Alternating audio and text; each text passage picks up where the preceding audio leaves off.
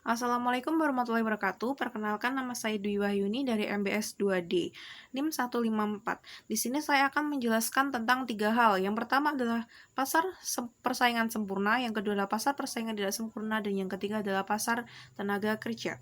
Oke, yang pertama adalah pasar persaingan sempurna. Dalam pasar persaingan sempurna ini adalah pasar di mana terdapat banyak sekali pedagang, dan dalam pasar ini para pedagang tersebut atau produsen tersebut mempunyai produk yang sama, baik dari segi rasa, bentuk, dan juga aromanya. Lalu, dalam pasar ini, yang mempunyai kewenangan untuk mengatur harga dari produk tersebut adalah pasarnya sendiri, bukanlah dari produsen ataupun konsumennya.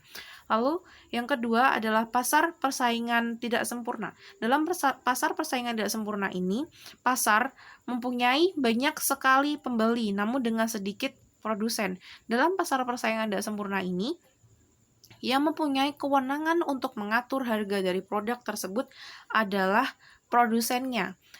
Dalam pasar tidak sempurna ini terdapat tiga jenis pasar. Yang pertama adalah pasar monopoli, dan yang kedua adalah pasar monopolistik, dan yang ketiga adalah pasar oligopoli. Oke, yang pertama adalah pasar monopoli. Pasar monopoli adalah pasar di mana hanya terdapat satu buah perusahaan dalam satu industri. Dalam pasar monopoli ini, produsen atau perusahaan tersebut mempunyai satu produk yang sangat unik. Contoh saja PLN dan juga Pertamina. PLN adalah pasar yang menyediakan listrik untuk kita, dan tidak ada lagi perusahaan lain yang mampu menghasilkan barang yang sama dengan PLN.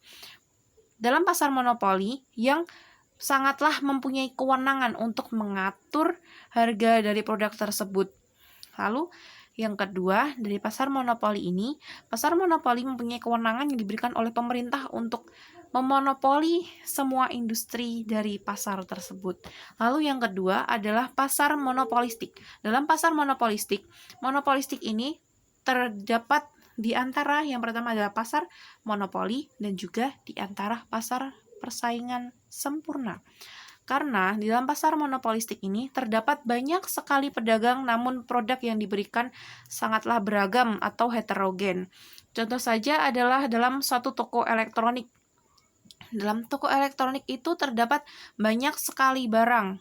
Yang pertama mungkin contoh ya seperti TV, kipas angin, kulkas, dan lain-lain. Jadi produknya itu heterogen. Dalam pasar monopolistik ini, produsen tidak mempunyai kewenangan produsen mempunyai sedikit kewenangan untuk mengatur harga dari produk tersebut. Lalu yang ketiga adalah pasar oligopoli. Pasar oligopoli adalah pasar di mana terdapat beberapa produsen yang memproduksi barang yang bersifat substitusi. Contohnya saja adalah perusahaan rokok. Ya, dalam perusahaan rokok ini terdapat banyak sekali merek rokok. Ada dari PT Jarum, PT Sampurna, PT Gudang Garam. Jadi, kita bisa mengonsumsi rokok bukan hanya dari satu buah produsen saja. Dalam pasar oligopoli ini, promosi tidak terlalu dibutuhkan karena konsumen sudah mengetahui apa saja produk dari perusahaan tersebut. Lalu, yang ketiga adalah pasar tenaga kerja. Dalam pasar tenaga kerja ini, pasar ini bertujuan untuk mempertemukan antara tenaga kerja dan juga lembaga yang membutuhkan tenaga kerja tersebut. Dalam pasar tenaga kerja ini, di Indonesia, contohnya saja, terdapat banyak sekali form di beberapa media sosial dan juga media cetak. Dalam media sosial terdapat di Facebook, Instagram, dan lain-lain. Lalu yang kedua, di media cetak terdapat seperti di koran dan juga di brosur-brosur yang sudah ditempelkan oleh lembaga yang membutuhkan tenaga kerja tersebut. Oke, dalam pasar tenaga kerja ini, saya mempunyai dua buah pertanyaan. Yang pertama adalah, apa yang terjadi ketika suatu negara kekurangan tenaga kerja? Oke, menurut saya, apabila suatu negara kekurangan tenaga kerja, maka negara tersebut akan mempunyai ekonomi yang jauh lebih rendah karena sumber daya yang terdapat di negara tersebut tidak dimanfaatkan secara maksimal karena pengelola dari sumber daya tersebut sangatlah terbatas. Jadi, menurut saya negara sangat mendapatkan kerugian yang banyak dari hal ini. Lalu, pertanyaan kedua adalah, dan di manakah penawaran dan permintaan tenaga kerja bertemu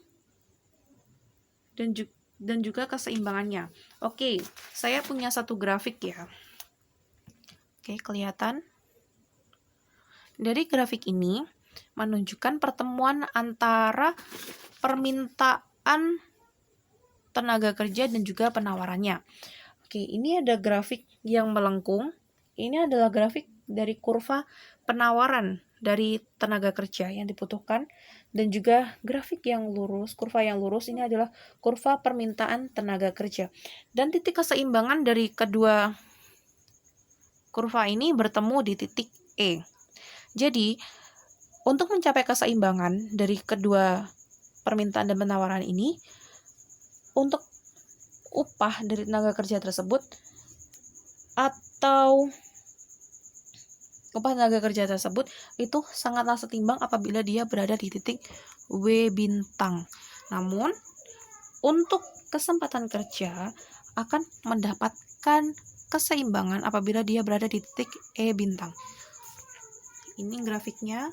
Oke, jelas. Sekian penjelasan dari saya. Apabila ada kurang lebihnya saya mohon maaf. Wassalamualaikum warahmatullahi wabarakatuh. See you next time.